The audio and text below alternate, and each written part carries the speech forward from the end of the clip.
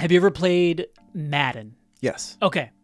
So in Madden or any sort of sports video game, each player has stats. Mm-hmm.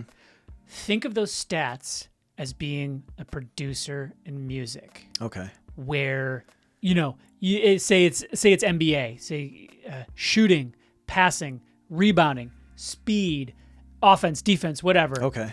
What would be some of the skills that one would need as a producer with that in mind? Does that question make sense? Yeah, that Okay. makes sense. Yeah. Okay.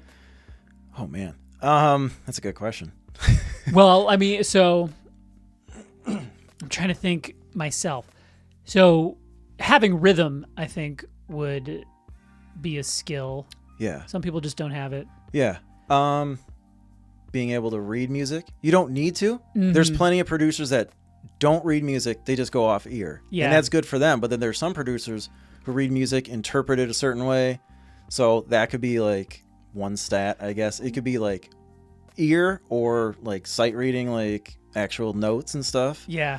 Yeah, it could just be like how good your ear is, Mm-hmm. how good you are at like maybe sampling, hearing something and being like, oh, I could take like a piece of this. Uh-huh. Just having that ear for something that you want to change, you want to take out, mess with, you know.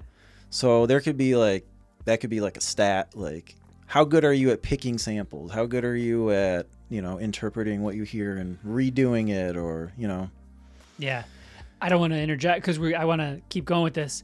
Speaking of sampling, your beat where you sampled Adele, Yes. Rolling in the Deep, that was dope. I want to link that thank here you. too. I listened to that. That was awesome. Yeah. Thank you. Yeah. Thank you. Yeah. So good ear. Thanks. Yeah. So the ability to sample, the ability to read music or go off ear. Yeah. What else? I mean, I guess ability to play certain instruments. There's some producers that play all kinds of instruments. Mm-hmm. There's some that don't really play any. They just go in the computer and do what they do. Mm-hmm. It could be either one. Being technically savvy, like, knowing what programs to use, what plugins to go to, how to find your sounds, that type of thing. Mm-hmm. So yeah, technology based. Yeah. Tech. Okay. Interesting. I wouldn't even think of that one, but yeah, that makes perfect sense. Yeah. How much would you say persistence? But what part do you say persistence plays? That too. You got to constantly be working on it. Mm-hmm. Yeah. Yeah. Just being consistent. Mm-hmm. Yeah. Yeah. Do you ever like fall into perfectionism where you're working on a beat and you just like tinkering with it and tweaking the hell out of it? That's another thing. Knowing when to stop.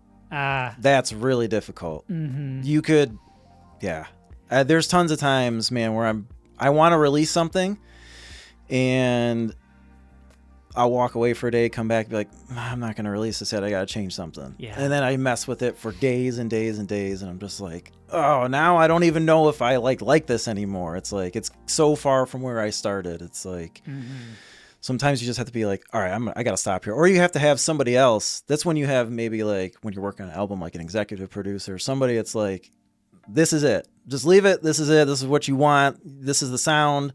Just move on to the next thing. Like, Yeah. yeah. Two thoughts on that. One is I am a huge fan of the show South Park, and I've listened to pretty much every interview that's available with Matt Stone and Trey Parker. I'm obsessed with those guys. And they were talking about how they release an episode in 6 days. And they basically say that, yeah, we could spend another 2 weeks working on it, but within the 6 days, we get it at like 95% of how good it's going to get. So we could either spend triple the time and make it 5% better, or we could just release it as is. And I fall into that too with creative stuff because, there's so much to it. It's like I could spend triple the time to make it 5% better, or just like, it's good. If I need to tweak something, I'll tweak it on the next one. I'll get better on the next one, Yeah, 90% of the time, the regular audience is never going to know that you tweak something. You know what I mean? Like, they're never going to notice. Only like, oh, man, that sounds weird to me. Or like, And like what you're saying about them, 6 days. Giving yourself a deadline is also like very important. Yeah. Because you could work on something forever. I could go back to the same song a month from now and mess with it, and then it's never going to come out. But if I'm like, all right, by this day I have to have these songs done if I want to release an album by this date, then it's like, all right, now I have some structure. This has to be completed by now. Maybe I don't mess with it as much and I just leave it the way it is and just move on. But yeah, it's very hard. Like, yeah, wanting it to be perfect is like very difficult. Yeah. Yeah. Do you have a formula when you sit down, make a beat from scratch?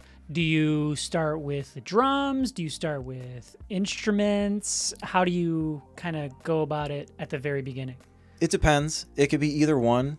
My go-to is starting with drums. I've always been drum heavy. Like that's what I like feel like I'm really good at as far as making beats. Hell yeah. Hell yeah. That's what I feel like I'm like better at as far as making beats. Cause I make beats with other people. I have a group, you know, me and another guy make beats together all the time. Oh, the melodics. Yeah. Yeah. We're actually doing like retro stuff. So we're called Synth Aliens now. Oh, sweet. That's so cool. But yeah, like I'm like the drum guy. When he and I like collab, he does more like instruments, like playing out like stuff, and I do mostly drums. I mean, we switch it up. We do all kinds of stuff, but that's like I feel like what I'm better at or like what I can contribute more. But yeah, when I'm by myself, start usually with drums just to get like something laid down, just like a rhythm going. Yeah. Then I can go in and add, you know, you could start to add more to the drums, different sounds, but I would mainly start with like kick, snare, get that pattern down, start to add usually some kind of like main instrument like a synth, a horn or something like that. Then once I have like a melody down, then I would probably go to like the bass line based off of the melody I just made, using like the same notes, kind of working a bass line. And then after that, it's just like tweaking it, adding other instruments where I see fit, different sounds, structuring it a certain way, having it build up, having it like, I guess, build down, you know, like a drop off, cutting the beat out certain points, all that kind of stuff. Yeah. Yeah. So you do like the verse, maybe build up a bridge, hook. Yeah. I remember, gosh, this was so long ago, over 20 years ago now, since I've sat down and made any beats. But I remember like there being this thing where sometimes I would usually start with drums, but then sometimes you have it like 80% done, but then for some reason, one of the aspects of the beat like would catch my ear and that would become the main focus. And then so slowly I would drop the other things and it would become this like whole different sound when you focus in on one thing. So I just a thought that occurred to me randomly. Oh, I know what you mean. I've made multiple beats off of one beat. Like, I've made a beat and been like, you know what? I don't necessarily like the other stuff, but this one part, let me take this and start another beat with just that. And I'm like, oh, this might sound better now. Like, yeah. That's so cool. So this would turn out to be a pretty juicy question with the Madden stuff. So I fucking lost track, but out of the criteria, what would you say you're best at, and what would you say your like biggest area of opportunity would be in terms of producing? Like I said, drums. Sampling. I feel like I'm really good at sampling stuff. Yeah. What do I need to improve on? Bass lines. A lot of my beats, like when I first started making beats, I never had a bass line in like my beats. I would have tons of kick and like pounding, you know, but there was no bass line. It was just like kicks from the drums. Incorporating like good bass lines was probably the hardest thing for me. I don't know why. Like, I love the way bass sounds, but I don't know. For me, it was just making up melodies for an instrument like a horn or a string was much easier to me than trying to get a bass line to fit into a beat. Yeah. I don't know why, but... Yeah, the bass lines were always tough. Yeah. Yeah.